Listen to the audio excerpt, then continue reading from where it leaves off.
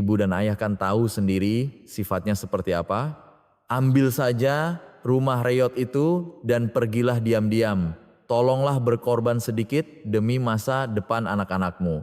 Anak perempuannya, Dinda, mendorong ibunya dengan dingin seolah-olah ibunya yang telah berkorban selama 30 tahun adalah orang asing. Di sebelahnya, anak laki-lakinya, Rian, lebih kejam lagi. Ia menyodorkan surat cerai yang diberikan ayahnya tepat di depan wajah sang ibu. Kalau ibu mau mengalah, jalan kami berdua kan jadi lancar. Tolonglah berkorban sedikit demi kami. Setelah 30 tahun mengabdi pada keluarga suaminya, sang suami justru membawa pulang selingkuhannya. Dan anak-anaknya yang dibutakan oleh warisan mendorong ibu mereka ke tepi jurang. Rumah Reyot yang nyaris rubuh di sebuah desa terpencil di pedalaman Jawa Tengah, itu mereka lemparkan seolah sampah. Namun, di halaman belakang rumah itulah, serangan balik yang gemilang dari seorang wanita yang terbuang akan dimulai. Sebelum cerita ini dimulai, mohon berikan dukungan Anda. Semoga keberuntungan dan kesehatan selalu menyertai Anda dimanapun Anda berada. Inilah kisah hari ini. Saraswati duduk di samping ranjang, menggenggam erat kedua tangan mertuanya, Ibu Prameswari, yang keriput namun kokoh. Ibu Prameswari yang biasanya memiliki tatapan kosong karena demensia, hari ini tampak begitu jernih, menatap Saraswati dengan mata yang tajam. Saras, anakku, Saras, panggil Ibu Prameswari dengan suara bergetar. Iya Bu, saya di sini. Saraswati menunduk dan menjawab dengan cepat, kamu datang ke keluarga ini menjalani hidup yang begitu berat selama 30 tahun. Kamu sudah sangat menderita. Ibu tahu semua itu. Air mata panas menggenang di sudut mata Ibu Prameswari yang cekung. Hati Saraswati terasa sesak dan hangat. Selama 30 tahun pernikahannya, inilah kata-kata penghiburan pertama yang ia dengar. Kata-kata yang seolah melelehkan tulang-tulangnya, yang tak pernah sekalipun ia dengar dari suaminya. Tidak apa-apa Bu, saya hanya melakukan kewajiban saya. Jangan berkata seperti itu. Saraswati menahan air matanya yang hendak tumpah, namun Ibu Prameswari menggenggam tangannya lebih erat. Tidak, Bramantio, anak itu aku salah mendidiknya. Walaupun dia anakku, dia tidak tahu cara menghargai orang dan tidak mengerti makna sejati dari warisan keluarga kita. Maafkan Ibu, Saras. Ibu benar-benar minta maaf. Suara serak Ibu Prameswari syarat akan penyesalan seorang ibu yang gagal mendidik anaknya. Saraswati tak bisa berkata apa-apa. Sudah menjadi rahasia umum di seluruh rumah bahwa suaminya, Bramantio, sering berfoya-foya di luar dan memiliki wanita lain, memperlakukan istrinya tak lebih dari seorang pembantu. Tapi Saraswati menggigit bibir dan bertahan selama 30 tahun demi menjaga nama baik anak-anaknya. Saras, dengarkan baik-baik. Garis keturunan keluarga ini tidak diwariskan melalui darah, tetapi melalui keluhuran budi dan hati yang menghargai sesama. Ibu Prameswari berkata dengan sisa-sisa tenaganya, Bu, Saraswati terkejut dan menatap mertuanya. Itu adalah kalimat yang sering diucapkan mertuanya seperti kebiasaan, tapi hari ini suara itu terdengar menggelegar di hatinya. Dengan tangan gemetar, Ibu Prameswari merogoh sesuatu dari bagian dalam bantalnya. Sebuah rangkaian kunci besi tempat kuno yang berat dan hitam. Ambillah ini. Mulai sekarang, ini milikmu. Ibu Prameswari meletakkan kunci itu di telapak tangan Saraswati. Saat Saraswati menerimanya, hawa dingin dan berat dari besi itu terasa menjalar ke seluruh tubuhnya. Bu, ini kunci apa? Mengapa ibu memberikannya pada saya? Ini adalah warisan turun-temurun keluarga kita sejak 200 tahun yang lalu. Kunci yang hanya diserahkan secara rahasia kepada satu orang, sang penjaga paling terpercaya di keluarga ini. Ibu Prameswari berbisik dengan napas terengah-engah. Mata Saraswati membelalak penjaga. Saya kan hanya menantu Bu. Tidak, kamulah pemilik sejatinya. Karena itu, jangan pernah katakan ini pada Bramantio sampai kapanpun. Anak itu penuh dengan keserakahan, dia tidak punya hak sedikit pun untuk memegang tanggung jawab ini. Mengerti?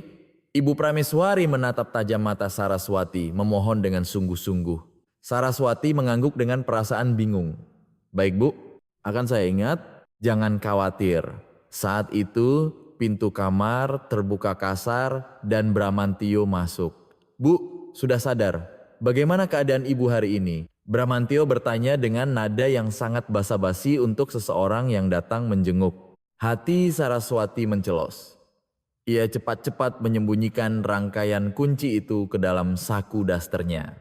"Bram, anakku," Ibu Prameswari menatap putranya dengan susah payah. Bramantio menjawab dengan ekspresi acuh tak acuh. Iya, katakan aja, saya dengar." "Perlakukan istrimu, Saraswati, dengan baik. Dia orang yang seumur hidupnya hanya percaya padamu. Tolong hargai dia selayaknya manusia." "Aduh Bu, mulai lagi. Memangnya saya kenapa? Apa saya tidak memberinya makan? Apa saya tidak membelikannya baju? Perlakuan saya sudah lebih dari cukup." Bramantio berteriak dengan nada jengkel. Saraswati hanya tersenyum getir melihat pemandangan itu. Baru tadi malam, Bramantio pulang dengan bau alkohol dan membentaknya, menanyakan apa saja yang ia kerjakan di rumah. Suaminya itu terang-terangan berselingkuh tanpa sedikit pun rasa bersalah. Sebulan kemudian, Ibu Prameswari menghembuskan napas terakhirnya. Rumah duka dipenuhi oleh para pelayat yang bahkan tidak Saraswati kenal. Saraswati berlari ke sana kemari sampai telapak kakinya melepuh, melayani para tamu dengan sepenuh hati sebagai tuan rumah. Di tengah kesibukan upacara pemakaman itu, Bramantio terus-menerus menempelkan telepon di telinganya di sudut ruangan. Saraswati tahu betul suaminya sedang berkonsultasi dengan pengacara tentang bagaimana caranya membalik nama semua tanah dan bangunan peninggalan ibunya menjadi miliknya. Tapi Saraswati pura-pura tidak tahu, menutup mulutnya rapat-rapat dan terus menyajikan makanan untuk para tamu. Hanya kunci besi berat di sakunya yang menjadi satu-satunya rahasia bagi Saraswati. Tepat pada malam setelah pemakaman selesai dan semua tamu pulang, ketika aroma dupa masih menyelimuti rumah, Bramantio menerobos masuk ke kamar Saraswati. Di tangannya ada surat cerai dengan stempel pengadilan. "Saraswati, sekarang ibu sudah tidak ada, mari kita sudahi hubungan yang memuakan ini. Cepat tanda tangani di sini." Bramantio berkata dengan dingin, seolah sedang membuang barang bekas. Saraswati menatap suaminya dengan tatapan kosong. "Sudahi? Pantaskah kata-kata itu keluar dari mulutmu sekarang? Belum genap sehari ibu kita makamkan? Jangan pura-pura bodoh. Kamu tahu kan aku sudah punya keluarga baru dan wanita itu sedang mengandung anakku. Sekarang tidak ada ibu yang perlu aku jaga perasaannya. Jadi lebih baik kita jalan masing-masing." Bramantio melemparkan surat cerai itu ke depan wajah Saraswati. 30 tahun kebersamaan mereka seolah melayang ringan di atas lembar kertas itu. "Kita sudah hidup bersama selama 30 tahun. Bagaimana bisa kamu yang berwujud manusia melakukan ini? Kamu tahu betul bagaimana aku merawatmu dan merawat ibumu yang sakit." Suara Saraswati bergetar. Bramantio tertawa sinis dan menghina. "Justru karena sudah 30 tahun, aku muak dan ingin cepat-cepat mengakhirinya. Dan jangan mimpi soal harta gono gini. Harta ibu sudah kurus semua atas namaku. Kalau tidak mau pergi dengan tangan kosong, terima saja apa yang tertulis di situ dengan rasa syukur." Saraswati melihat surat itu dengan tangan gemetar. Di kolom kompensasi hanya tertulis sebuah rumah reot di desa terpencil di Jawa Tengah. Hanya ini, hanya sebuah rumah tua yang nyaris rubuh. Kamu benar-benar keterlaluan. Harusnya kamu bersyukur. Walaupun pajaknya menunggak dan tidak laku dijual, secara hukum aku sudah memberimu kompensasi. Jadi jangan macam-macam di pengadilan nanti. Mengerti? Bramantio bersenandung seolah pemenang sambil keluar dari kamar. Hati Saraswati serasa retak, tetapi tusukan paling menyakitkan datang dari anak-anaknya. Ibu kan tahu sifat ayah. Kalau sudah punya mau, tidak akan bisa diubah. Ambil saja rumah itu dan pergilah diam-diam. Supaya rumah ini tenang. Dinda, putrinya, berkata dengan tajam seolah pada orang lain. Rian, putranya, menambahkan, "Bu, warisan yang akan kami dapat dari ayah itu sangat banyak. Ibu harus mau berkorban sedikit demi masa depan kami. Tolonglah Bu." Malam itu, Saraswati tidak bisa tidur. Setiap kali hatinya terasa sesak, ia mengeluarkan kunci besi pemberian mertuanya dari saku dan menggenggamnya. Rahasia 200 tahun, kata-kata itu terasa seperti harapan terakhir yang menghangatkan telapak tangannya. Seminggu kemudian, Saraswati berangkat ke Jawa Tengah hanya dengan sebuah tas usang. Tak ada seorang pun yang mengantarnya. Bramantio sudah sibuk mempersiapkan pesta pernikahan lagi dengan wanita barunya, memesan catering hotel, sementara anak-anaknya tak menunjukkan batang hidungnya karena takut kehilangan uang dari ayah mereka. Rumah di desa itu benar-benar membuatnya tercengang. Atapnya sudah runtuh hingga langit terlihat, dan halaman dipenuhi ilalang setinggi orang dewasa. Tapi Saraswati tidak menyerah. Baiklah, aku tidak mungkin mati di sini. Ini tempat yang ditunjukkan oleh ibu. Saraswati menggigit bibirnya dan mulai membabat ilalang dengan sabit. Setelah berhari-hari membersihkan rumah dengan berlumuran debu, Saraswati menemukan deretan gentong air tua di halaman belakang. Ia teringat pesan mertuanya. Saras, apapun yang terjadi, jangan pernah sentuh gentong di halaman belakang rumah kita. Di sanalah letak jantung keluarga kita. Ingat itu. Saraswati seolah terhipnotis, membersihkan area sekitar gentong dan menemukan sesuatu yang aneh. Gentong-gentong lain menempel rapat di tanah, tetapi satu gentong besar di sudut terasa goyah saat disentuh. Saraswati mencari linggis dan dengan sekuat tenaga mendorong gentong itu ke samping. Di bawah gentong terhampar tikar pandan yang sudah lapuk. Dengan tangan gemetar, ia menyingkap tikar itu dan menemukan sebuah lempengan batu besar yang dipahat rapi di tengah debu. Di tengah lempengan batu itu ada sebuah lubang kunci kecil. Jantung Saraswati berdebar kencang, seolah mau melompat keluar. Ia mengeluarkan kunci besi peninggalan mertuanya dari saku dan dengan hati-hati memasukkannya. Klik, dengan suara yang renyah, lempengan batu yang berat itu bergeser ke samping. Di bawahnya, sebuah tangga batu yang gelap dan curam membentang tanpa ujung. Saraswati menarik napas dalam-dalam dan menuruni tangga dengan hati-hati. Begitu sampai di bawah tanah, sebuah ruang batu yang terang dan sama sekali tidak lembab muncul di hadapannya. Dindingnya dihiasi lukisan kuno dan keramik yang memancarkan cahaya lembut, dan di satu sisi puluhan peti berukir emas tersusun rapi. Harta karun keluarga yang telah dijaga oleh para leluhur selama 200 tahun ada di sana. Di tengah ruangan, sebuah stempel pusaka keluarga yang terbuat dari giok dan sebuah buku catatan tebal tergeletak. Saat Saraswati membuka buku catatan itu dengan tangan gemetar, catatan-catatan mengharukan dari para penjaga sebelumnya yang melindungi keluarga tertulis dengan rapat.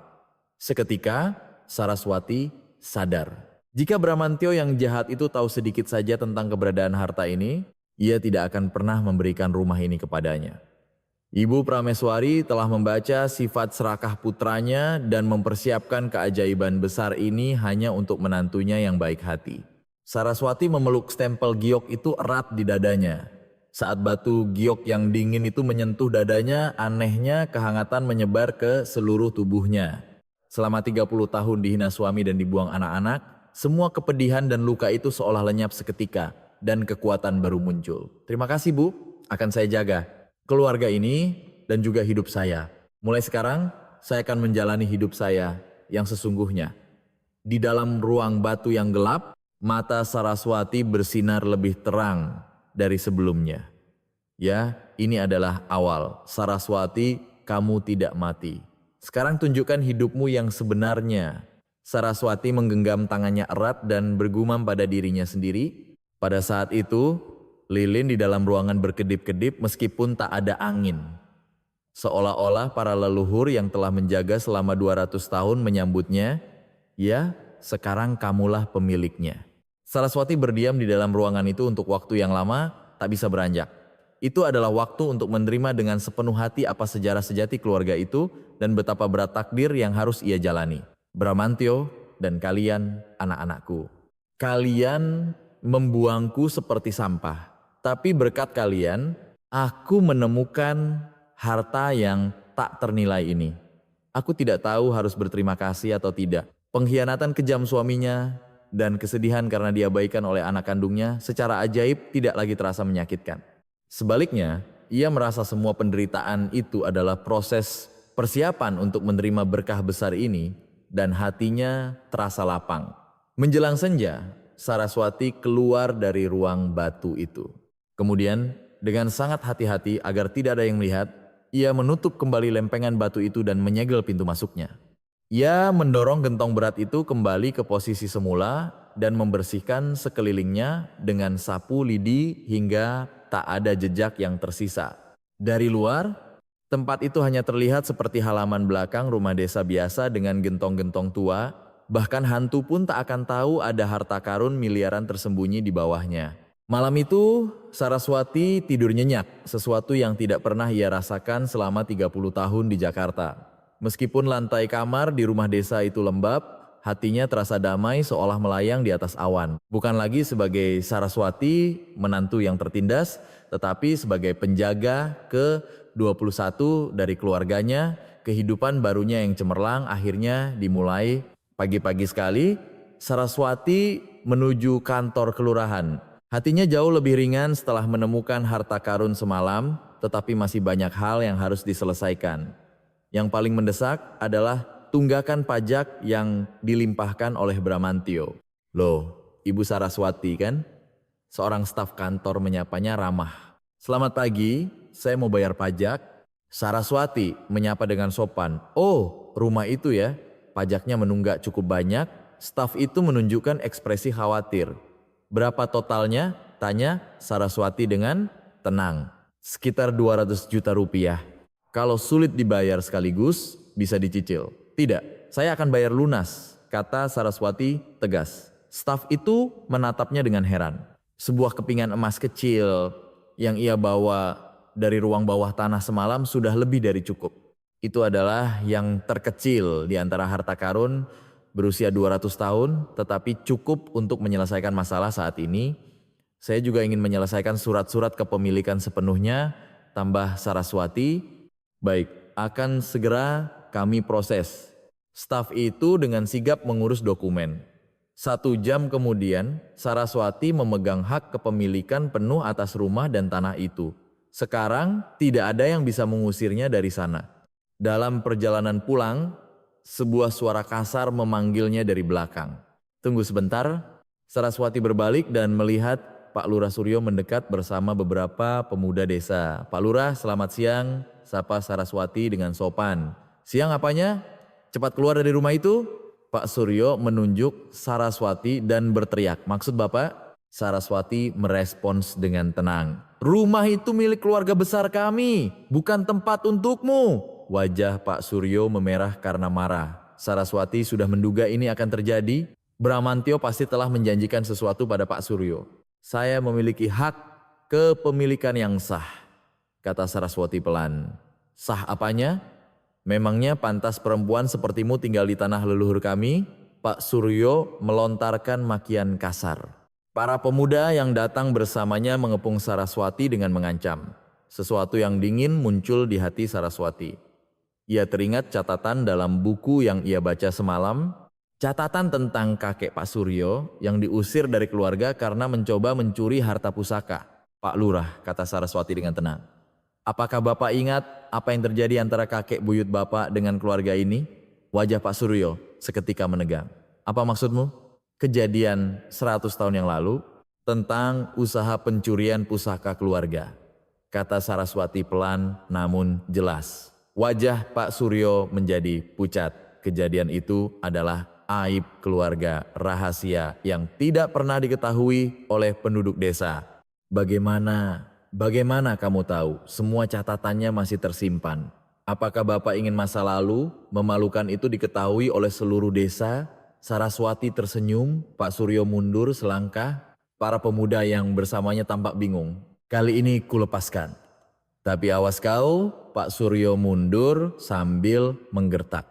1 jam setelah Saraswati kembali ke rumah, Bramantio yang menerima telepon dari Pak Suryo memanggil asistennya dengan marah. Apa? Saraswati tahu apa? Teriak Bramantio sambil meremas telepon. Dia menceritakan soal kakek buyut Pak Lurah. Entah bagaimana dia bisa tahu, lapor asistennya, hati-hati. Segera turun ke sana dan periksa.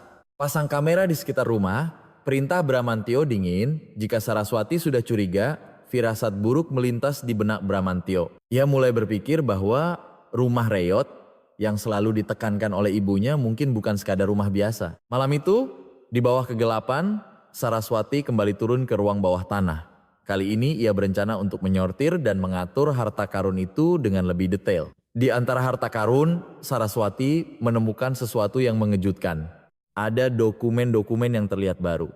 Itu adalah berkas-berkas terkait perusahaan konstruksi milik Bramantio. Sepertinya Ibu Prameswari telah mengetahui penyelewengan Bramantio dan mengumpulkan bukti-buktinya. Sampai sejauh ini, Saraswati bergumam takjub sambil memeriksa berkas-berkas itu. Ibu Prameswari benar-benar telah mempersiapkan segalanya. Tiba-tiba terdengar suara dari atas. Seseorang sedang berjalan di halaman. Saraswati dengan hati-hati naik dan mengintip dari jendela. Beberapa pria berpakaian hitam sedang memasang alat-alat kecil di sekitar rumah, kamera CCTV. Jelas sekali itu adalah orang-orang suruhan Bramantio.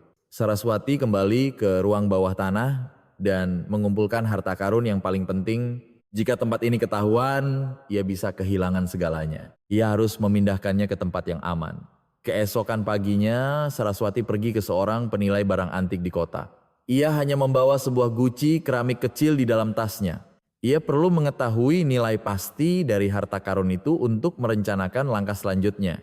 Ini karya yang luar biasa, kata sang penilai sambil mengamati guci itu dengan kaca pembesar. Sepertinya keramik peninggalan era Mataram, kondisinya sempurna. Kira-kira berapa nilainya? Tanya Saraswati hati-hati. Minimal bisa mencapai 5 miliar rupiah. Tapi butuh bukti kepemilikan yang sah. Bukti kepemilikan harus ada stempel pusaka keluarga atau semacamnya. Baru kepemilikan yang sah bisa diakui. Jelas sang penilai. Saraswati bernapas lega. Untungnya stempel pusaka keluarga ada di ruang bawah tanah. Bukti sah yang diwariskan selama 200 tahun. Saat Saraswati keluar dari tempat penilai, seseorang mengawasinya. Itu adalah preman suruhan Bramantio. Setelah memastikan Saraswati hanya membawa tas usang, mereka mulai membuntutinya. Apa yang dia lakukan di sana? Lapor dulu, tunggu perintah selanjutnya. Para preman itu saling memberi isyarat. Saat Saraswati sedang menunggu bus di halte, sebuah mobil sedan hitam tiba-tiba berhenti di depannya. Dua pria berbadan tegap turun. "Mbak, bisa ikut kami sebentar?" kata salah satu pria dengan nada mengancam. Jantung Saraswati berdebar kencang. Ia mencari celah untuk lari, tetapi tidak banyak orang di sekitarnya. "Kalian siapa?" tanya Saraswati setenang mungkin. "Jangan banyak tanya, ikut saja." Pria lain mencoba meraih lengannya. Tepat pada saat itu sebuah suara tajam terdengar. "Lepaskan tanganmu!" Seorang pria yang sedang memancing di dekat situ berlari cepat dan melumpuhkan kedua preman itu. Semuanya terjadi dalam sekejap. Kedua preman itu tergeletak di tanah sambil mengerang kesakitan. "Anda tidak apa-apa." Pria itu mendekati Saraswati. Ia tampak berusia akhir 40-an dengan penampilan rapi. "Iya, terima kasih," jawab Saraswati masih terkejut. "Sebaiknya kita ke tempat aman. Saya Bima Nugraha." Pria itu memperkenalkan diri. "Saya Saraswati. Saya tahu." Bima tersenyum. "Saya adalah salah satu penerima beasiswa dari almarhumah Ibu Prameswari." Mata Saraswati membelalak. "Penerima beasiswa Ibu?" "Benar. Dan saya juga dididik untuk menjadi kuasa hukum yang melindungi warisan keluarga ini." Bima menunjukkan kartu identitasnya beserta surat kuasa atas nama Ibu Prameswari. Saraswati memeriksa dokumen itu dengan teliti. Semuanya telah disahkan secara resmi. Namun Saraswati belum bisa sepenuhnya percaya. "Bagaimana Anda bisa mengenali saya?" tanya Saraswati hati-hati. "Ibu Prameswari memberikan foto Anda." Bima kemudian mengeluarkan sebuah kantong kunci kecil dari sakunya. Saraswati memeriksa lapisan dalam kantong itu dan menemukan kode rahasia yang hanya diketahui oleh mertuanya. Pesan tulisan tangan Ibu Prameswari untuk penjaga amanat Saraswati. "Sekarang Anda percaya?" tanya Bima dengan serius. Saraswati mengangguk. "Ya, terima kasih." "Pertarungan ke depan akan berat, bersiaplah," kata Bima menatap Saraswati. Saraswati menjawab dengan ekspresi tegas. "Saya siap."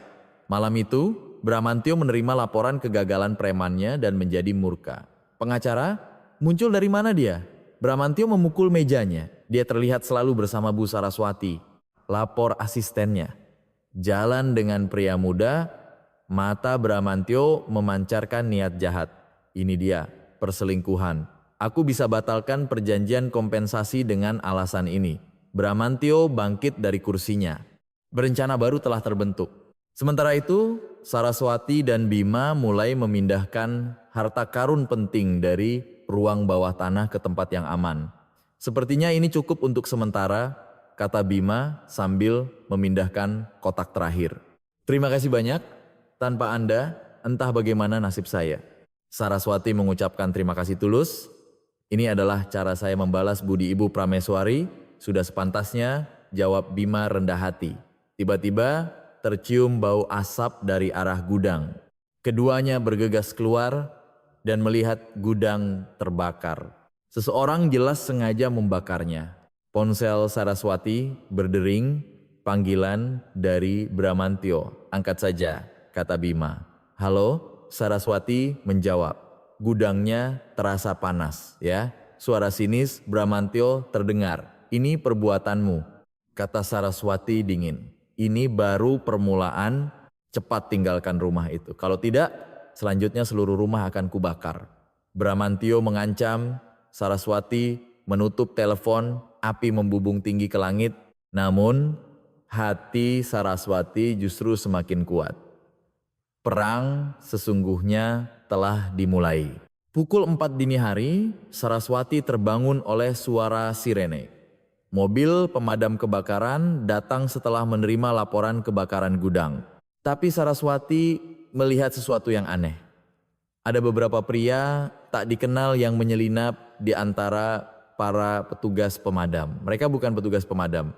Bisik Saraswati pada Bima.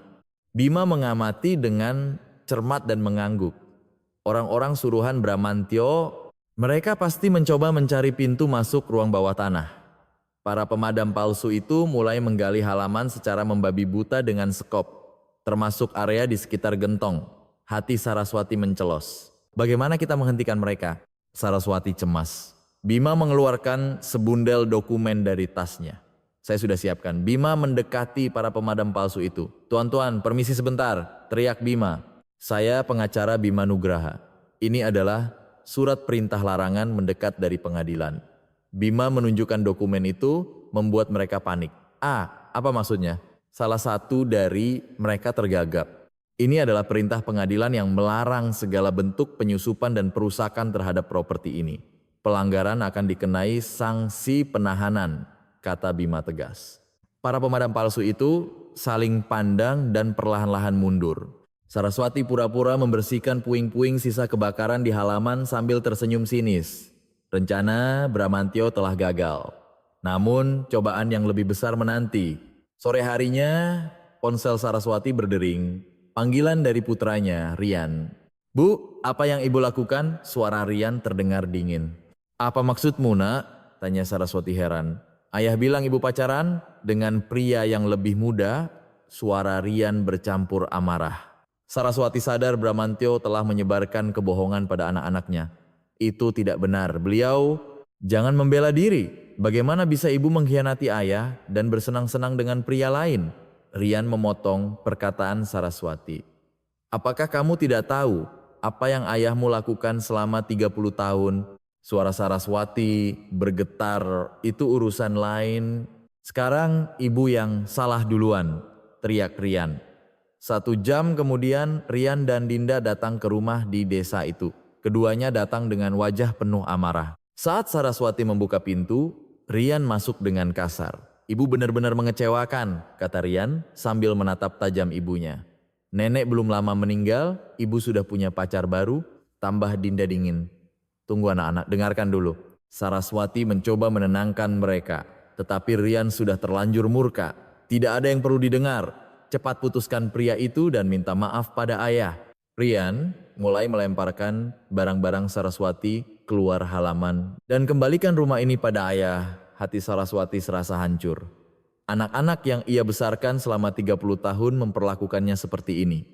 Apakah kalian benar-benar anak-anakku? Tanya Saraswati dengan suara bergetar. Gara-gara ibu, aku jadi malu di depan keluarga calon suamiku, teriak Dinda sambil menangis. Tolong berikan rumah itu pada ayah dan kembalilah ke Jakarta. Saat itu Bima keluar dari dalam rumah. Melihat Bima, kemarahan anak-anak itu semakin menjadi-jadi. Jadi ini orangnya. Rian hendak menyerang Bima. Bima dengan tenang menahannya. Tunggu, mari kita bicara dulu. Tidak ada yang perlu dibicarakan. Jauhi ibu kami. Rian mendorong dada Bima.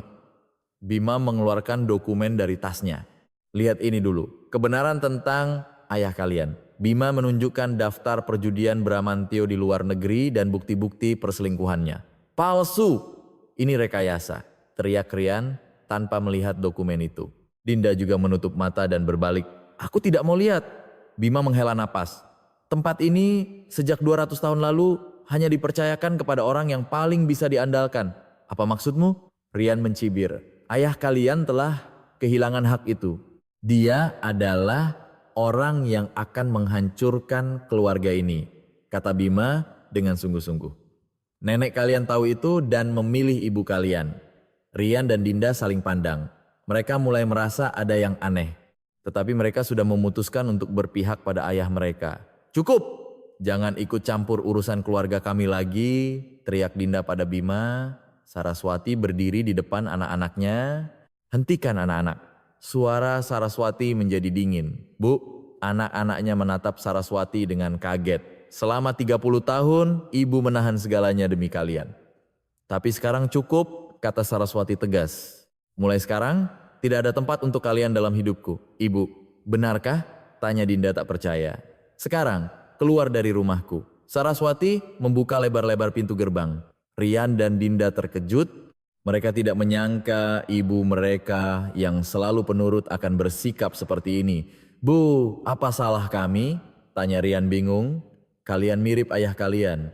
Egois dan serakah. Saraswati tertawa sinis. Anak-anak itu perlahan keluar dari gerbang. Mereka sempat menoleh ke belakang, tetapi Saraswati tidak goyah. Malam itu, Bramantio datang sendiri ke rumah di desa. Setelah anak-anaknya gagal, ia tidak bisa menahan diri lagi. Tiba bersama asistennya, Bramantio langsung berteriak begitu melihat Saraswati. Rumah ini boleh jadi milikmu, tapi harta karun di bawah tanah itu warisan keluarga. Teriak Bramantio sambil menunjuk Saraswati. Apa maksud Anda? Saraswati pura-pura tidak tahu? Jangan pura-pura. Aku tahu ibu menyembunyikan sesuatu di sini, kata Bramantio dengan emosi. Aku akan menuntutmu secara perdata. Semua harta itu milikku. Bima berdiri di depan Bramantio. Silakan saja kalau mau menuntut. Tapi ada satu fakta menarik yang perlu Anda tahu. Apa itu? Bramantio menatap curiga. Harta karun di ruang bawah tanah itu sebenarnya bukan milik ayah Anda. Bima melontarkan pernyataan mengejutkan. Omong kosong apa ini? Teriak Bramantio. Itu adalah perjanjian suci 200 tahun lalu antara keluarga Anda dengan keluarga dari pihak ibu Bu Saraswati. Jelas? Bima tenang. Dulu keluarga ibu Bu Saraswati adalah keluarga saudagar kaya raya. Wajah Bramantio memucat. Ini pertama kalinya ia mendengar cerita itu. Bohong. Almarhumah Ibu Prameswari telah menuliskannya dalam surat wasiat. Seluruh hak kepemilikan diserahkan kepada Bu Saraswati sebagai keturunan langsung dari pihak ibunya. Bima menunjukkan salinan surat wasiat. Bramantio merebut dan membacanya. Memang benar, isinya seperti itu. Ini tidak masuk akal. Bramantio meremas kertas itu. Karena ini perjanjian 200 tahun lalu, secara hukum ini sepenuhnya sah, tambah Bima. Bramantio mulai gemetar karena marah. Kalau hukum tidak bisa, aku akan pakai cara kekerasan. Bramantio memberi isyarat pada asistennya. Panggil semua preman. Kita selesaikan hari ini. Setelah Bramantio pergi, suasana aneh mulai menyelimuti desa. Pak Lurah Suryo menghasut warga. Perempuan bernama Saraswati itu membawa sial ke desa kita. Warga memblokir jalan menuju rumah Saraswati. Bahkan untuk membeli kebutuhan pokok pun dihalangi. Saraswati benar-benar terisolasi. Jangan khawatir, Bima menenangkan Saraswati. Kita punya jalan rahasia. Bima dan Saraswati membuka pintu tersembunyi di ruang bawah tanah. Sebuah jalan keluar darurat yang dirancang 200 tahun lalu, lorong sempit itu terhubung hingga ke sebuah mata air di balik bukit. Luar biasa. Orang 200 tahun lalu sudah memikirkan sampai sejauh ini, kata Saraswati kagum. Leluhur kita sepertinya sangat teliti dalam mempersiapkan diri menghadapi krisis, jawab Bima. Sesampainya di ujung lorong, keduanya beristirahat di dekat mata air sambil menyusun rencana selanjutnya. Mereka berhasil lolos dari kepungan Bramantio. Sekarang saatnya serangan balik yang sesungguhnya, kata Saraswati dengan ekspresi mantap. Bima mengangguk, ya, semua persiapan sudah selesai. Dari balik bukit, rumah Saraswati terlihat dikerumuni oleh pria-pria berpakaian hitam. Bramantio benar-benar mengerahkan preman dalam jumlah besar seperti yang ia janjikan, tetapi rumah itu sudah kosong. Meskipun mereka mencari sampai kapanpun, tidak akan ada gunanya, kata Bima santai. Harta karun yang asli sudah kita pindahkan ke tempat lain. Saraswati menatap matahari terbenam dan menarik napas dalam-dalam. 30 tahun kehidupan pasifnya telah berakhir dan serangan balik yang sesungguhnya dimulai. Bramantio belum menyadari betapa besar kesalahan yang telah ia perbuat. Preman-preman Bramantio mendobrak pintu gerbang dan menyerbu masuk ke dalam rumah. Tapi rumah itu kosong melompong. Saraswati dan Bima sudah melarikan diri melalui lorong bawah tanah. Kemana dia? Teriak Bramantio di dalam rumah kosong. Anak buahnya menggeledah seisi rumah tapi tidak menemukan apa-apa. Bramantio melihat deretan gentong di halaman. Itu dia, pasti ada sesuatu di bawah sana, teriak Bramantio sambil menunjuk. Anak buahnya menyingkirkan gentong dengan linggis dan mulai menggali. Tak lama kemudian, sebuah lempengan batu terlihat. Mata Bramantio berbinar. Benar kan di sini? Teriaknya girang. Tetapi lempengan batu itu terkunci dengan gembok yang kokoh. Hancurkan, perintah Bramantio. Anak buahnya menghancurkan gembok dengan palu besar dan membuka lempengan batu itu. Saat turun ke ruang bawah tanah, Bramantio tak percaya dengan apa yang dilihatnya. Ruangan itu penuh dengan perhiasan mewah dan kepingan emas. Tapi ada yang aneh. Aneh, terlalu mudah ditemukan, gumam Bramantio curiga. Setelah didekati, ternyata semuanya adalah barang palsu yang dibuat dengan sangat rapi. Di atas meja di tengah ruangan ada sepucuk surat. Bramantio membukanya. Itu adalah tulisan tangan ibunya. Untuk putraku yang serakah. Jika kau membaca surat ini, berarti dugaanku benar. Kau tidak pantas menjadi penjaga keluarga. Harta karun yang asli tidak akan pernah bisa kau sentuh. Bramantio meremas surat itu dan berteriak. Sialan, semuanya palsu. Suara Bramantio yang penuh amarah menggema di ruang bawah tanah. Sementara itu, di sebuah pondok di balik bukit, Saraswati dan Bima berlindung dari hujan. Pondok tua itu cukup untuk menghindari kejaran Bramantio. Anda tidak apa-apa? Tanya Bima pada Saraswati. Saraswati mengangguk tapi raut wajahnya muram. Dibuang bahkan oleh anak-anaknya sendiri membuat hatinya terasa berat. Bacalah ini. Bima memberikan sebuah amplop pada Saraswati. Sepucuk surat tulisan tangan Ibu Prameswari. Untuk Saraswatiku tersayang. Jika engkau membaca surat ini, berarti cobaan sejati bagi keluarga kita telah dimulai, tapi jangan putus asa. Tugasmu bukan hanya menjaga harta, tetapi kau memegang tanggung jawab besar untuk melindungi sejarah bangsa Indonesia. Mata Saraswati membelalak melindungi sejarah, lanjutkan membacanya, kata Bima. 200 tahun lalu, kita adalah pelindung bangsa yang menyembunyikan pusaka-pusaka Nusantara dari penjajahan. Baik di masa kolonial Belanda maupun saat perang kemerdekaan, kita selalu melindungi warisan budaya yang berharga. Sekarang, amanat itu berpindah kepadamu. Dada Saraswati terasa panas. Ini bukan sekadar balas dendam pribadi. Ini adalah amanat suci untuk melindungi sejarah bangsa. Jadi ini makna sebenarnya. Kata Saraswati terharu. Ia merasa 30 tahun penderitaannya adalah persiapan untuk momen ini. Almarhumah Ibu Prameswari sangat menghargai kepekaan senimu. Jelas Bima. Beliau berkata, sebagai lulusan seni rupa, Hanya kaulah yang bisa mengenali nilai sejati dari pusaka-pusaka ini. Saraswati mengangguk. Mimpinya di masa muda yang sempat ia kubur, kini hidup kembali dalam bentuk yang berbeda. Lalu, apa yang harus kita lakukan sekarang? Kita harus membawanya dari kegelapan ke terang, kata Bima dengan serius. Mengubahnya menjadi sebuah proyek budaya yang bisa dinikmati oleh seluruh rakyat Indonesia. Mata Saraswati berbinar. Mendirikan galeri, rencananya lebih besar dari itu. Mendirikan sebuah yayasan kebudayaan nasional.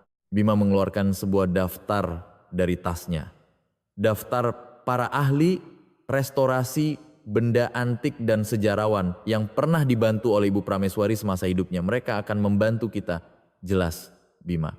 Karena mereka berutang budi pada almarhumah, mereka pasti bersedia berpartisipasi.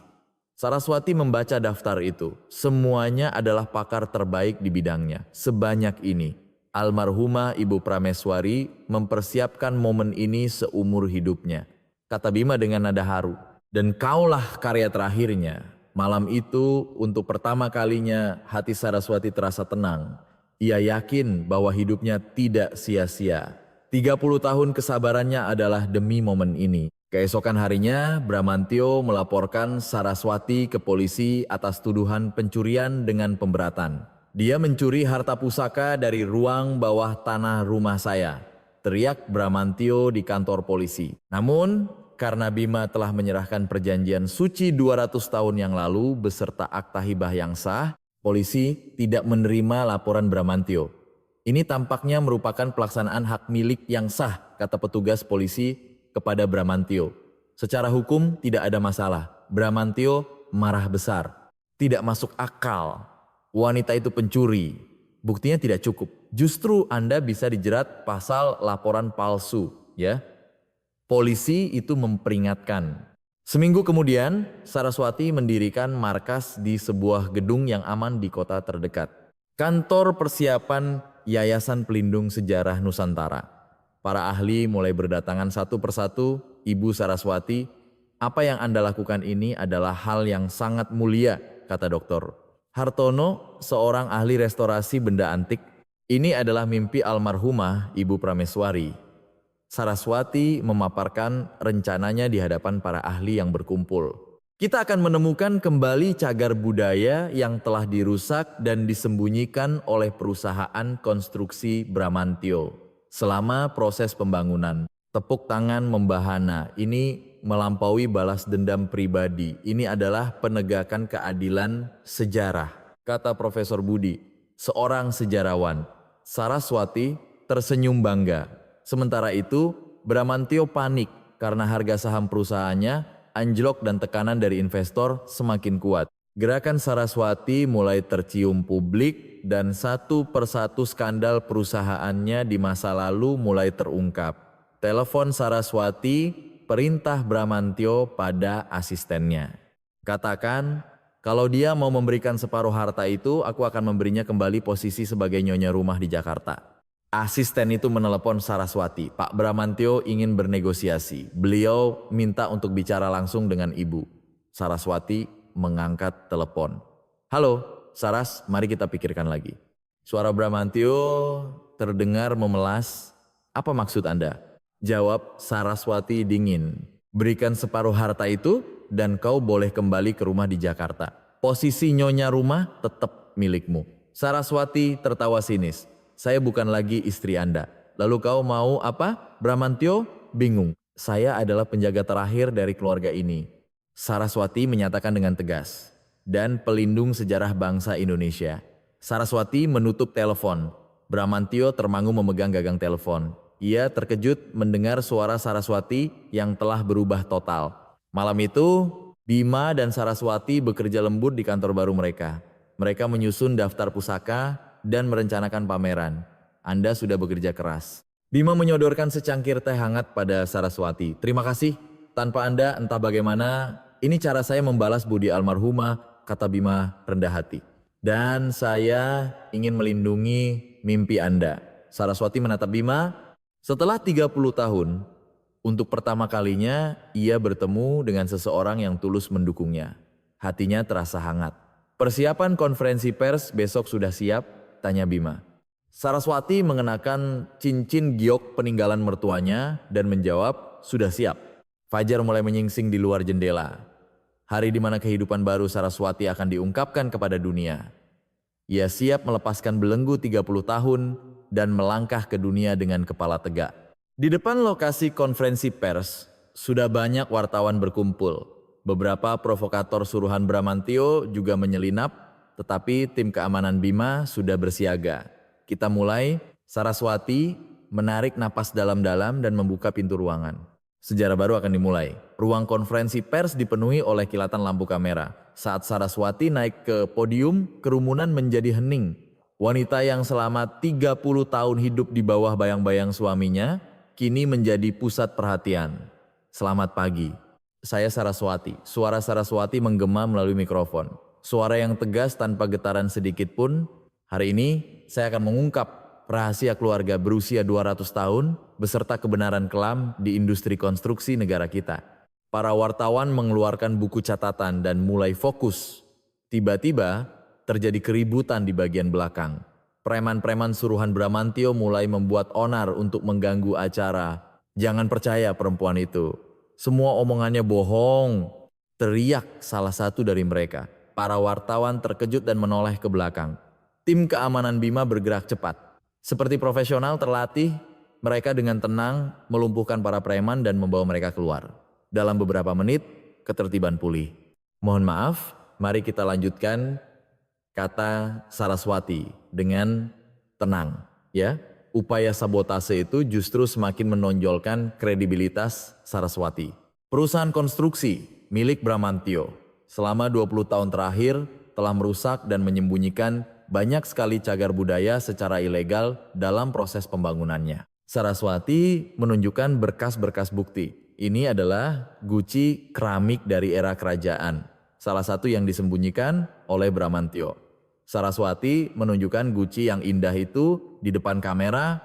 Para wartawan menahan napas. "Saya akan mendonasikan semua pusaka ini kepada negara, bukan untuk dimiliki secara pribadi." Pernyataan Saraswati membuat para wartawan terkejut dan berbisik. "Warisan budaya Indonesia adalah milik seluruh rakyat. Saya tidak bisa memilikinya sendiri." Kata-kata Saraswati disambut tepuk tangan meriah dari para wartawan. Setelah konferensi pers, berita itu menggemparkan seluruh negeri. Masyarakat menjuluki Saraswati sebagai pahlawan penyelamat cagar budaya. Sebaliknya, perusahaan Bramantio digerebek oleh kejaksaan. "Bos, gawat." Asistennya berlari masuk ke kantor Bramantio. Kejaksaan menggeledah seluruh gedung. Bramantio melihat keluar jendela. Para penyidik kejaksaan membawa keluar kotak-kotak berisi dokumen. Kerajaan yang ia bangun selama 30 tahun runtuh dalam sekejap. Saraswati. Bramantio menggeram. Semuanya berjalan sesuai rencana Saraswati. Sebulan kemudian, Saraswati merenovasi total rumah Rayot itu. Tempat itu terlahir kembali sebagai galeri bernama Omah Sang Penjaga. Tempat itu juga menjadi ruang bagi para seniman wanita yang terluka. Hari pembukaan galeri tiba, warga dari seluruh penjuru negeri berdatangan. Orang-orang yang selama 30 tahun meremehkan Saraswati tidak ada yang datang. Sebaliknya, tempat itu dipenuhi oleh orang-orang tulus yang datang untuk memberi selamat. Indah sekali, seorang nenek pengunjung berdecak kagum. "Saya bangga ada tempat seperti ini di negara kita." Saraswati memandu para pengunjung dan menjelaskan, "Semua karya di sini adalah warisan berharga yang dilindungi oleh leluhur kita selama 200 tahun. Orang-orang mengamati karya-karya itu dengan khidmat. Di salah satu sudut galeri ada ruang pameran khusus untuk mengenang Ibu Prameswari." Saraswati meletakkan secangkir teh kesukaan mertuanya di depan fotonya. "Bu, saya berhasil," bisik Saraswati sambil menatap foto itu. "Saya telah menepati janji 200 tahun." Air mata mengalir di pipinya. Tapi itu bukan air mata kesedihan. Itu adalah air mata kelegaan dan pencapaian yang mendalam. Tiba-tiba suara yang akrab terdengar dari belakang. "Ibu." Ia berbalik dan melihat Rian dan Dinda berdiri di sana. Keduanya menangis. Kami benar-benar salah. Dinda berlutut di hadapan Saraswati. Ternyata ibu yang benar bukan ayah. Rian juga bersujud di lantai. Bu, maafkan kami benar-benar minta maaf. Suaranya bergetar. Saraswati membantu anak-anaknya berdiri. Bangunlah. Ia memeluk kedua anaknya dengan hangat. Ibu tidak pernah membenci kalian, kata Saraswati sambil mengelus kepala mereka. Ibu hanya ingin kalian tahu kebenarannya. Sekarang kami tahu, Bu, kata Rian terisak. Betapa hebatnya ibu, momen rekonsiliasi keluarga yang sesungguhnya terjadi. Para pengunjung galeri yang menyaksikan adegan mengharukan itu ikut bertepuk tangan. Setelah pembukaan, telepon datang dari pemerintah. Mereka akan menganugerahkan Satya Lancana Kebudayaan sebagai pengakuan atas jasa Saraswati. Selamat Bu, Bima mengucapkan selamat. Almarhumah Ibu Prameswari pasti sangat bahagia melihat ini. Saraswati menatap Bima. Semua ini tidak mungkin terjadi tanpa Bima. Ini semua bisa terjadi karena ada Anda. Justru saya yang berterima kasih bisa ikut serta dalam pekerjaan yang begitu berarti. Bima tersenyum tulus. Malam itu Saraswati mengambil kuas untuk pertama kalinya setelah sekian lama. Ini adalah pertama kalinya ia melukis sejak lulus kuliah. Sebuah karya yang menafsirkan ulang sejarah keluarga 200 tahun dengan sentuhan modern. Dunia Saraswati yang terhampar di kanvas adalah ruang indah, di mana masa lalu dan masa kini berpadu harmonis. 30 tahun penindasan justru berubah menjadi kedalaman artistik. Sekarang Anda benar-benar menjadi seorang pelukis. Bima mengagumi lukisan Saraswati. Tekniknya hebat, tapi yang lebih penting adalah hatinya berbeda. Saraswati meletakkan kuasnya dan tersenyum. Rasanya semua yang terpendam selama 30 tahun keluar begitu saja. Ia merasakan jiwanya menjadi bebas. Bima dan Saraswati minum teh bersama di halaman galeri. Senyap turun dengan indah. Kehidupan sehari-hari yang damai dan sederhana, tetapi bagi Saraswati itu adalah waktu yang paling berharga. Aku bahagia, kata Saraswati pada Bima. Kebahagiaan yang sudah sangat lama tidak kurasakan. Saya juga, jawab Bima. Berada di dekat Anda membuat hati saya tenang. Perasaan lembut mengalir di antara mereka. Hubungan yang dimulai sebagai rekan seperjuangan perlahan berkembang menjadi sesuatu yang lain. Tepat pada saat itu, gerbang galeri terbuka dengan kasar. Bramantio muncul dengan rompi bom melilit di tubuhnya. Matanya yang gila menatap tajam ke arah Saraswati. Akan kuhancurkan semuanya, teriak Bramantio seperti orang gila. Malam yang damai itu berubah menjadi neraka dalam sekejap. Bima segera melindungi Saraswati dan mundur. Di tangan Bramantio ada sebuah tombol pemicu, krisis baru telah dimulai. Penampilan Bramantio sudah sama sekali berbeda.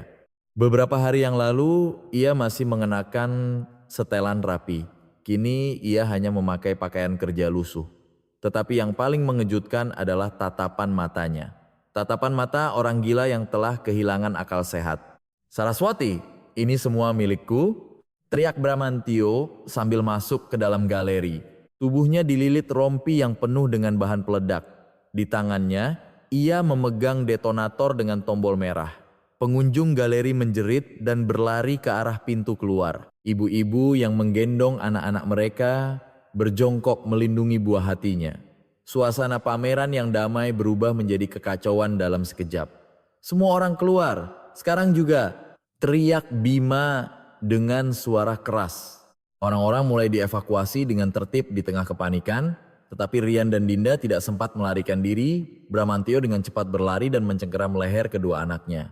Mau kemana kalian? Ayah, apa yang ayah lakukan? Teriak Dinda dengan suara gemetar. Rian juga pucat pasi karena terkejut dengan cengkeraman kasar ayahnya. Kalian juga pengkhianat, teriak Bramantio sambil mencengkeram anak-anaknya lebih keras. Setelah memihak ibumu, sekarang mau apa? Saraswati terhuyung sambil memegangi dadanya. Rasa sakit di jantung yang datang tiba-tiba membuatnya sesak napas. Stres dan kelelahan beberapa hari terakhir meledak seketika. Sakit, Saraswati terengah-engah sambil bersandar di dinding. Keringat dingin membasahi dahinya. Bu Saraswati, Bima segera menopangnya. Wajah Saraswati menjadi pucat. Ini adalah situasi berbahaya yang bisa memicu serangan jantung. Kita harus ke rumah sakit. Sekarang juga Bima mencoba mengangkat Saraswati. Tetapi Bramantio menghalangi jalan mereka. Mau kemana? Ini belum selesai. Bramantio mengancam sambil memainkan kabel-kabel di rompi bomnya. Katakan di mana letak brankas terakhir di ruang bawah tanah. Bramantio menodongkan pecahan kaca tajam ke leher Rian.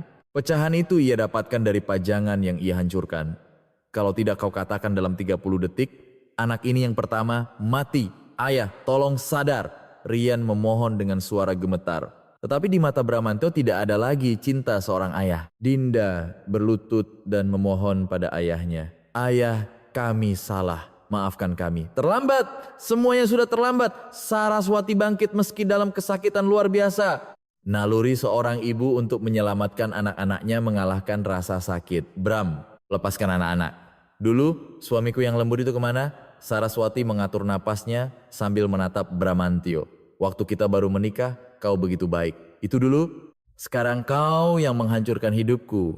Bramantio gemetar karena marah. Aku jadi begini juga karena kau. Sistem keamanan canggih galeri aktif secara otomatis. Alarm berbunyi dan pintu-pintu baja mulai tertutup. Tapi sia-sia.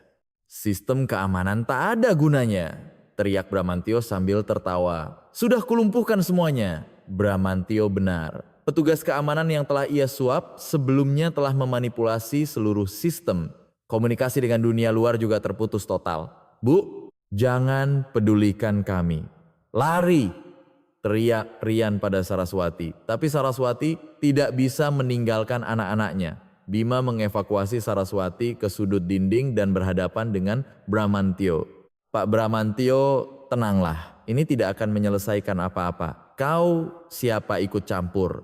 Bramantio melemparkan pecahan kaca ke arah Bima. Bima mengelak sambil melindungi Saraswati. Pecahan kaca itu menggores bahu Bima dan darah mulai mengalir. Pak Bima, teriak Saraswati khawatir. Bima menekan lukanya dengan tangan sambil menahan sakit. Saya tidak apa-apa, jangan khawatir. Bima memaksakan senyum tetapi pendarahan terus berlanjut. Sekarang benar-benar berakhir. Bramantio meletakkan tangannya di atas tombol pemicu. Lampu merah mulai berkedip. Saat itu Saraswati bangkit. Meskipun kesakitan, ia bertahan dengan kekuatan tekad. Bram, ikut aku ke ruang bawah tanah. Ibu, jangan. Teriak anak-anaknya bersamaan. Pergi ke ruang bawah tanah bersama Bramantio sama saja dengan bunuh diri. Lepaskan anak-anak. Aku sendiri yang akan membuka brankasnya untukmu. Saraswati menawarkan. Mata Bramantio berbinar tertarik. Benarkah? Kau tidak menipu. Stempel pusaka asli yang berusia 200 tahun ada di tanganku. Tanpaku, kau tidak akan pernah bisa membukanya. Saraswati menunjukkan stempel pusaka keluarga. Saat stempel itu berada di tangan Saraswati, cahaya biru misterius terpancar. Bramantio melihatnya dan matanya terbelalak. Itu asli. Ayo cepat, Bramantio mendorong kasar anak-anaknya. Bima bergerak cepat dan mengevakuasi Rian dan Dinda ke pintu darurat. Ibu, ibu, anak-anaknya menangis. Tetapi Saraswati sudah berjalan menuju ruang bawah tanah bersama Bramantio. Sambil menuruni tangga, Saraswati berkata, Bram, apa kau ingat saat kita pertama kali bertemu?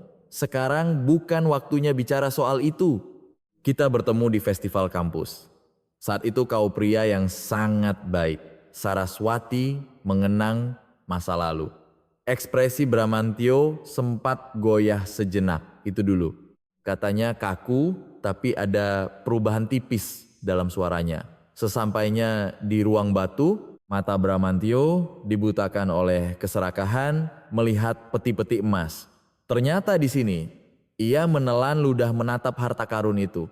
Cepat buka. Bramantio mendesak Saraswati. Saraswati berjalan perlahan ke tengah ruangan. Bram, ada satu hal terakhir yang ingin kuberitahu. Saraswati menunjuk sebuah mekanisme tersembunyi di dinding. Ruang ini punya mekanisme rahasia yang diwariskan sejak 200 tahun lalu. Apa maksudnya? Bramantio menatap curiga, sistem penguncian otomatis untuk mencegah pencuri. Saraswati menunjuk tulisan kuno di dinding. Tanpa stempel pusaka yang asli, tidak ada yang bisa keluar dari sini. Bramantio tiba-tiba menjadi cemas. Bohong, aku juga anggota keluarga ini. Tidak, kau sudah dicoret dari silsilah keluarga. Ibu menuliskannya di surat wasiat. Jelas, Saraswati tenang.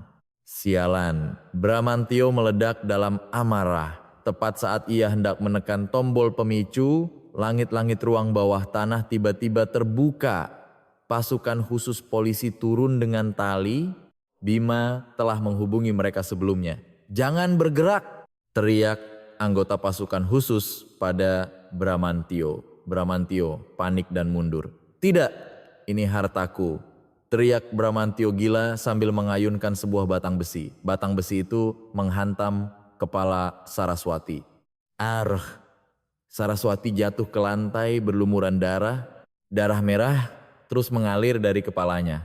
Bu Saraswati, Bima yang ikut turun bersama pasukan khusus berlari ke arah Saraswati. Kesadaran Saraswati mulai memudar. Ibu! Ibu! Jeritan anak-anaknya terdengar dari atas. Suara itu terasa semakin menjauh. Bramantio akhirnya dilumpuhkan dengan taser oleh pasukan khusus dan jatuh ke lantai. Tubuhnya kejang dan ia pingsan. Rompi bomnya juga berhasil dijinakkan. Tetapi, tepat pada saat itu, sebuah bom lain yang secara tidak sengaja tertekan oleh Bramantio saat jatuh meledak. Bahan peledak cadangan yang ia sembunyikan di tubuhnya. Evakuasi, teriak komandan pasukan. Ruang bawah tanah bergetar dan sebagian galeri mulai runtuh. Bima memeluk Saraswati dan melindungi tubuhnya dari reruntuhan. Bu Saraswati, sadarlah, suara Bima terdengar putus asa. Dalam kesadarannya yang samar, Saraswati mendengar suara Ibu Prameswari. Kau hebat, Saraswati, kau benar-benar hebat. Suara yang hangat dan lembut, sekarang kau telah menjadi penjaga sejati. Senyum cerah Ibu Prameswari terlihat, Saraswati tersenyum lega. Tim penyelamat segera datang dan mulai membersihkan puing-puing. Berita nasional menyiarkan insiden itu dan doa dari seluruh rakyat Indonesia yang mengkhawatirkan keselamatan Saraswati mengalir. Tolong selamatkan Bu Saraswati, teriak warga yang berkumpul di depan galeri. Saraswati yang selama 30 tahun tidak dianggap, kini menjadi pahlawan seluruh bangsa. Saat dibawa pergi, Bramantio melihat galeri yang hancur dan tertawa seperti orang gila. Hahaha, hancur semua, aku yang menghancurkannya. Ia benar-benar sudah gila. Untungnya, ruang batu bawah tanah tidak rusak berkat desain kokoh dari leluhur 200 tahun yang lalu. Harta karun yang asli semuanya aman. Ledakan itu hanya mempengaruhi sebagian bangunan di atas tanah. 2 jam kemudian, Saraswati dan Bima berhasil diselamatkan secara dramatis. Tim medis segera memberikan pertolongan pertama. Untungnya, nyawa keduanya tidak terancam. Melihat Saraswati dibawa dengan ambulans, anak-anaknya menangis. Ibu, tolong jangan kenapa-kenapa, teriak Rian sambil berlari mengikuti ambulans. Kami akan menjagamu. Dinda juga berteriak dengan wajah basah oleh air mata. Mereka akhirnya menyadari arti keluarga yang sesungguhnya. Selama di dalam ambulans menuju rumah sakit, Saraswati, meskipun dalam kesadaran yang samar, menunjukkan ekspresi damai. Rasa lega karena telah menunaikan amanat 200 tahun memenuhi hatinya. Ini benar-benar sebuah awal yang baru. Di koridor, luar ruang operasi, rumah sakit, keheningan yang tegang menyelimuti. Rian, Dinda, dan Bima duduk di kursi menunggu dengan cemas. Lampu merah di atas pintu ruang operasi masih menyala. Berapa lama lagi ya? Tanya Dinda dengan suara bergetar. Bima, meskipun lengannya diperban, hanya mengkhawatirkan Saraswati. Dokter bilang tidak mengancam jiwa, jadi pasti akan baik-baik saja. Bima mencoba menenangkan anak-anak itu. Tapi ia sendiri tidak bisa menyembunyikan rasa cemasnya. Rian menundukkan kepalanya. Seandainya kami lebih cepat membantu ibu. Air mata penyesalan mengalir di pipinya. Jangan berpikir seperti itu sekarang. Bima meletakkan tangannya di bahu Rian. Ibu kalian pasti menunggu saat kalian menyadarinya. Saat itu, pintu ruang operasi terbuka. Tim medis keluar sambil melepas masker. Semua orang berdiri dan menatap dokter. Operasinya berhasil, kata dokter dengan suara menenangkan. Untungnya tidak ada kerusakan otak, hanya perlu perawatan luka luar. Benarkah, dok? Tanya Dinda sambil menyeka air mata. Ya, setelah istirahat sekitar seminggu, beliau akan pulih sepenuhnya. Semua orang menghela napas lega. Bima pun akhirnya bisa sedikit rileks dan terduduk di kursi. Keselamatan Saraswati lebih penting dari lukanya sendiri. Kapan beliau akan sadar? Tanya Rian penuh harap. Setelah efek biusnya hilang, beliau akan segera sadar. Mungkin sekitar 2 atau 3 jam lagi. 1 jam kemudian, Saraswati dipindahkan ke ruang perawatan. Berbaring di ranjang putih, wajah Saraswati pucat namun tampak tenang. Kepalanya diperban, tetapi bahaya telah lewat. Ketiganya duduk mengelilingi ranjang. Tak ada yang bicara, hanya menunggu Saraswati sadar. Waktu berlalu perlahan. 2 jam kemudian, kelopak mata Saraswati sedikit bergetar. Ibu! Anak-anaknya serentak berdiri. Saraswati perlahan membuka matanya. Awalnya pandangannya kabur tetapi perlahan menjadi jelas. Di mana ini?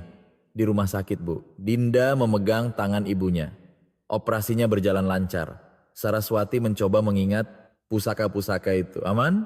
Hal pertama yang ia khawatirkan saat sadar adalah pusaka berusia 200 tahun itu. Ya, jangan khawatir. Bima menenangkannya. Ruang bawah tanah sama sekali tidak rusak. Leluhur kita 200 tahun lalu benar-benar membangunnya dengan sangat kokoh. Saraswati tersenyum lega. Almarhumah Ibu Prameswari pasti merancangnya dengan baik. Suaranya lemah tetapi tekadnya masih kuat. Bagaimana dengan Bramantio? Tanya Saraswati hati-hati. Dia divonis penjara seumur hidup atas tuduhan percobaan pembunuhan, terorisme, dan perusakan cagar budaya. Rian berlutut di depan Saraswati. Bu, kami benar-benar minta maaf. Suaranya bergetar, kami terlalu lambat menyadarinya. Kami akan memutuskan hubungan sepenuhnya dengan ayah, kata Dinda dengan ekspresi tegas. Hanya ibu orang tua kami yang sesungguhnya. Saraswati menggenggam tangan anak-anaknya. Terima kasih. Sekarang kita terasa seperti keluarga yang sesungguhnya. Momen di mana ia merasakan cinta keluarga sejati setelah 30 tahun. Seminggu kemudian, Saraswati keluar dari rumah sakit. Galeri, kecuali bagian atas yang rusak akibat ledakan, telah dipulihkan. Justru setelah insiden itu, galeri mendapat perhatian yang lebih besar. Sumbangan dari seluruh negeri mengalir deras. Lapor Bima pada Saraswati. Warga secara sukarela berdonasi untuk pembangunan kembali galeri. Saraswati terharu. Ini benar-benar hal yang patut disyukuri. Tetapi di dalam hati Saraswati, sebuah keputusan yang lebih besar telah terbentuk. Pak Bima, ada yang sudah saya putuskan, kata Saraswati serius.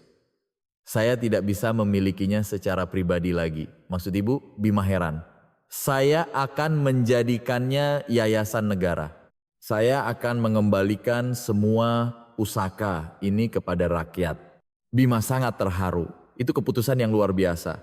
Almarhumah Ibu Prameswari pasti menginginkan hal yang sama.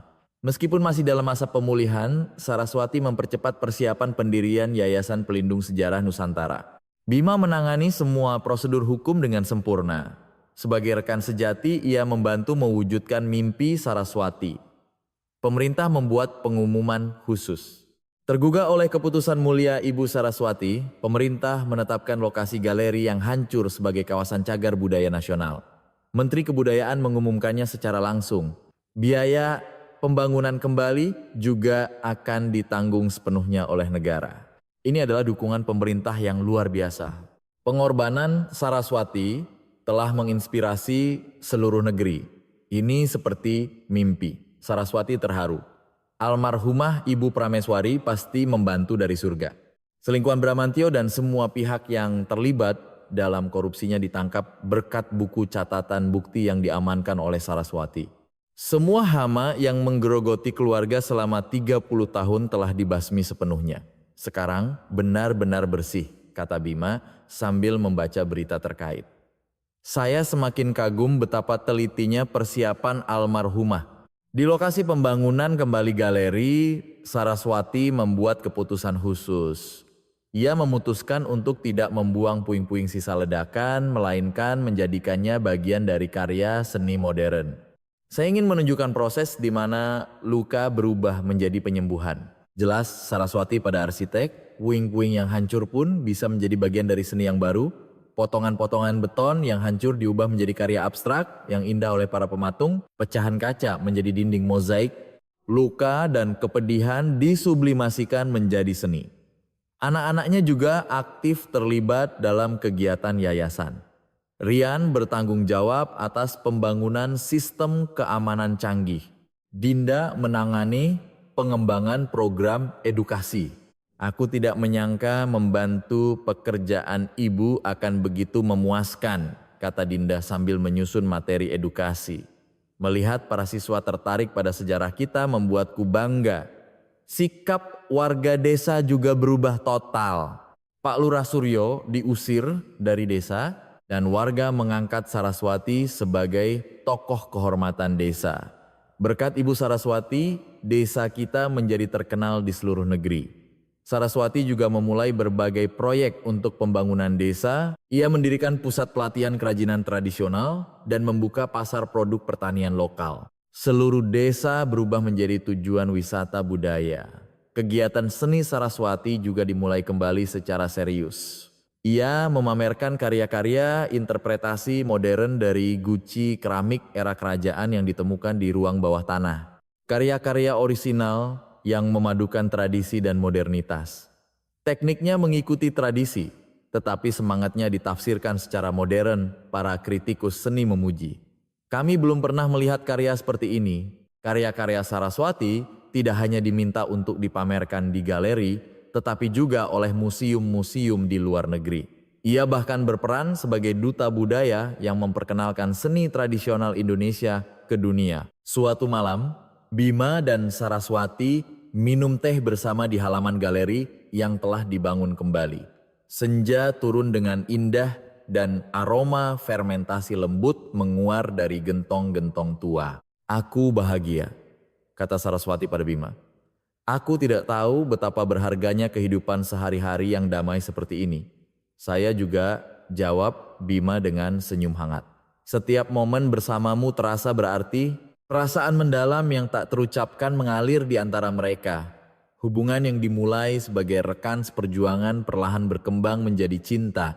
Aku rasa almarhumah Ibu Prameswari yang mengirimmu, kata Saraswati sambil menatap langit. Sebagai penjaga terakhir untuk melindungi rahasia 200 tahun. Justru saya yang berterima kasih.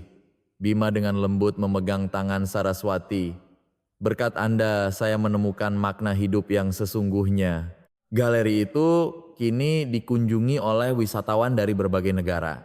Saya tidak tahu kalau tradisi Indonesia seindah ini. Para wisatawan asing berdecak kagum. Saraswati memandu mereka dengan bangga menjalankan perannya sebagai duta bangsa yang memperkenalkan keunggulan budaya kita. Ini adalah pekerjaan berarti yang meningkatkan martabat bangsa. Bramantio di dalam penjara mendengar berita kesuksesan Saraswati dengan putus asa. Ia tidak bisa menerima kenyataan bahwa rumah reot yang ia buang telah menjadi situs budaya dunia. Aku yang seharusnya menjadi pemilik harta itu. Tapi semuanya sudah terlambat.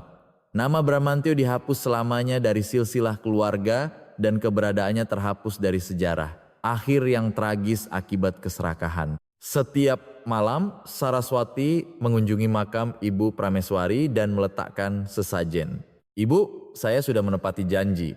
Suara Saraswati yang berbisik pelan dipenuhi kedamaian yang mendalam. Sekarang keluarga ini bukan lagi milik pribadi tetapi milik negara. Saraswati mengelus nisan. Sejarah 200 tahun akhirnya melihat cahaya. Malam itu Saraswati tidur nyenyak setelah sekian lama. Dalam mimpinya ia bertemu Ibu Prameswari. Kau hebat sekali Saraswati, kata Ibu Prameswari dengan senyum cerah. Sekarang kau adalah penjaga sejati. Penjaga yang jauh lebih hebat dariku. Itu adalah mimpi di mana ia menerima restu dari mertuanya. Saraswati tersenyum bahagia bahkan dalam tidurnya. Terbangun saat fajar, Saraswati menatap keluar jendela. Gentong-gentong di halaman galeri berkilauan terkena embun. Hari yang baru dimulai. Kehidupan baru sebagai penjaga sejati terbentang di hadapannya. Setahun kemudian, kehidupan Saraswati telah berubah total. Wajahnya yang anggun dan berwibawa menghiasi sampul majalah seni internasional, art internasional. Judul Saraswati, pahlawan pelindung cagar budaya Indonesia, diterjemahkan ke dalam berbagai bahasa. Aku tidak percaya ini, kata Saraswati pada Bima sambil memegang majalah. Setahun yang lalu, aku masih menangis sendirian di rumah reot itu. Bima meletakkan tangannya di bahu Saraswati. Itu adalah hasil dari kerja kerasmu. Ini tidak mungkin terjadi tanpamu. Ini semua berkat bantuan banyak orang. Rumah reot di desa itu kini telah berubah menjadi museum kelas dunia bernama Taman Pusaka Sang Penjaga. Jumlah pengunjung tahunan mencapai lebih dari 5 juta orang. Tempat itu menjadi kiblat bagi orang-orang dari seluruh dunia yang ingin melihat budaya tradisional Indonesia. Daftar tunggu reservasi hari ini sudah sampai 3 bulan ke depan. Lapor seorang staf galeri pada Saraswati. Terutama pengunjung dari luar negeri semakin banyak. Di pintu masuk museum, terdapat papan informasi dalam berbagai bahasa. Kalimat terima kasih kepada para penjaga sejarah 200 tahun tertulis dalam bahasa Indonesia, Inggris, Mandarin, dan Jepang. Saraswati menyumbangkan seluruh keuntungan museum kepada masyarakat. Ia mendirikan yayasan beasiswa bagi para pengrajin yang melestarikan budaya tradisional yang hampir punah dan mahasiswa jurusan sejarah. Dengan nama Beasiswa Sang Penjaga, yayasan itu mendukung 1.000 mahasiswa setiap tahunnya. Ibu, aku sangat bangga, kata Dinda pada ibunya di upacara penyerahan beasiswa. Melihat begitu banyak anak muda yang belajar tentang sejarah kita, Rian, sebagai kepala tim keamanan, juga aktif berpartisipasi dalam operasional museum. Sistem yang ibu bangun ini tidak kalah dengan museum manapun di dunia.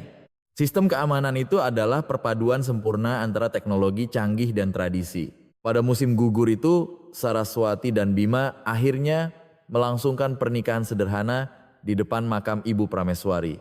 Bukan di gedung pernikahan mewah, melainkan di pemakaman yang tenang di pegunungan, sesuai keinginan Saraswati. Aku ingin meminta restu dari ibu. Ibu, kami akan menjaga keluarga ini bersama-sama. Saraswati bersujud di depan nisan.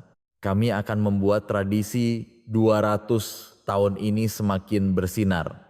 Bima juga bersujud dengan khidmat. Ibu, saya akan mendedikasikan hidup saya bersama Bu Saraswati untuk menjalankan amanat ini.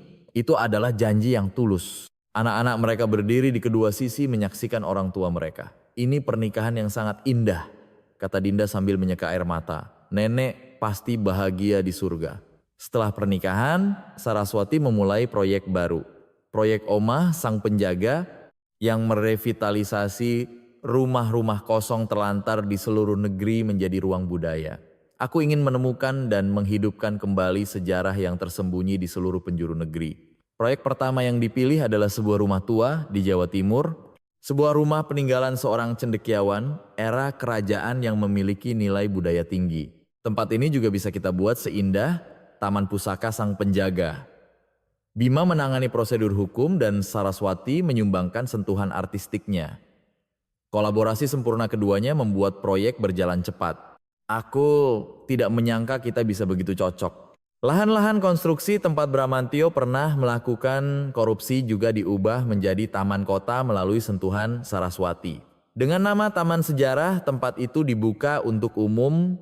Masa lalu yang kelam menjadi fondasi untuk masa depan yang cerah. Sungguh ironis, kata Bima sambil berjalan-jalan di taman. Tempat yang dulu dihancurkan Bramantio kini menjadi ruang yang begitu indah. Segala sesuatu pasti ada maknanya, jawab Saraswati. Bahkan kenangan pahit pun bisa menjadi benih untuk hal-hal baik. Saraswati juga menerbitkan autobiografi yang menceritakan 30 tahun penderitaan dan kebangkitannya. Buku berjudul Jalan Sang Penjaga itu langsung menjadi bestseller. Para wanita di seluruh negeri terinspirasi oleh kisahnya dan menemukan keberanian Bu Saraswati. Hidup saya berubah setelah membaca buku Ibu, kata seorang pembaca di acara penandatanganan buku. Saya juga akan memulai hidup baru demi mimpi saya.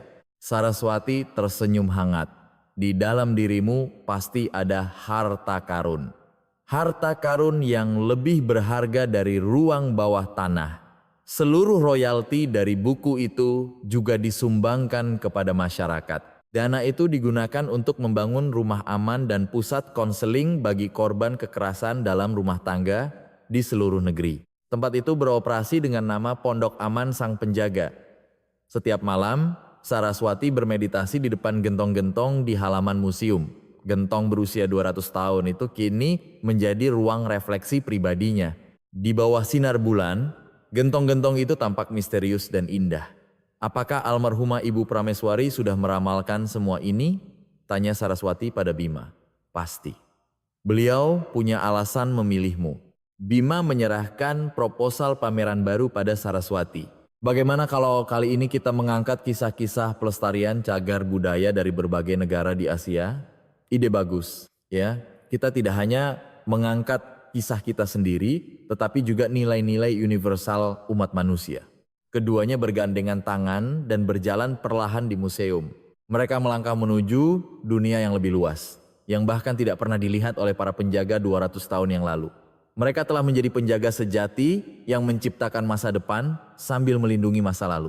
Banyak pengunjung wanita yang datang ke museum menemukan harapan saat melihat Saraswati. Aku ingin menjadi wanita kuat seperti Ibu Saraswati. Aku akan mencoba percaya pada potensiku yang tersembunyi. Saraswati selalu memberi mereka semangat dengan kata-kata yang sama. Di dalam dirimu juga ada harta karun yang lebih berharga dari ruang bawah tanah. Temukanlah dan bagikan pada dunia. Galeri itu dikunjungi oleh para pejabat negara dari seluruh dunia. Menjadi tujuan wajib bagi kepala negara asing yang berkunjung ke Indonesia. Ya, saya tidak menyangka tradisi dan modernitas Indonesia bisa berpadu seindah ini. Saraswati sebagai duta bangsa yang berwibawa memperkenalkan budaya Indonesia kepada dunia. Saya bangga melihat keindahan negara kita diakui oleh seluruh dunia. Itu adalah peran berarti yang meningkatkan martabat bangsa. Suatu minggu pagi, di halaman rumah Saraswati bukan lagi air mata kesedihan yang ada, melainkan tawa riang orang-orang. Pengunjung dari seluruh negeri sedang mengikuti lokakarya pembuatan makanan fermentasi tradisional. Oh, jadi begini cara membuatnya dengan sepenuh hati. Fermentasi adalah keajaiban yang diciptakan oleh waktu dan ketulusan. Jelas Saraswati pada para peserta. Hidup kita juga begitu. Seiring berjalannya waktu, rasanya menjadi lebih dalam. Saraswati merasakan kebahagiaan sejati di halaman tempat anak-anak berlarian. Gentong-gentong yang 30 tahun lalu ia bersihkan bersama mertuanya, kini telah menjadi simbol harapan. Bima mendekati Saraswati.